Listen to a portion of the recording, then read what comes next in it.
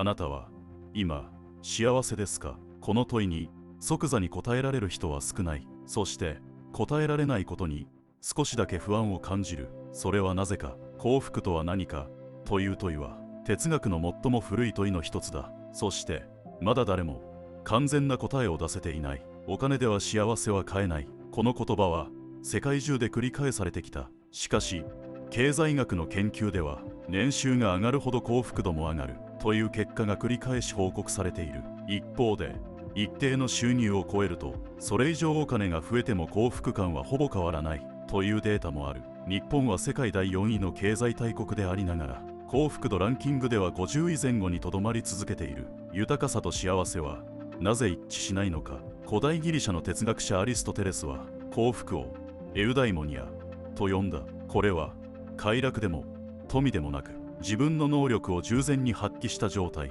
いわばよく生きることそのものだ。近代に入ると功利主義の哲学者ベンサムは幸福を快楽の総量として測ろうとした。最大多数の最大幸福、これは効率と数値で幸せを語ろうとする試みだった。しかし20世紀実存主義のサルトルは言った。人間は自由の刑に処せられていると。選択の自由があるということは選び続けなければならないということだ。何が正しい選択かを誰も教えてくれない社会では幸福もまた自分で定義しなければならない。日本の哲学者和辻哲郎は人間を間柄的存在として捉えた。人は孤立した個人としてではなく他者との関係の中に初めて存在する。日本人の幸福感が他者との調和と深く結びついているのもこの視点から理解できる。そして現代の心理学者セリグマンは幸福の要素としてポジティブな感情、関与、関係性、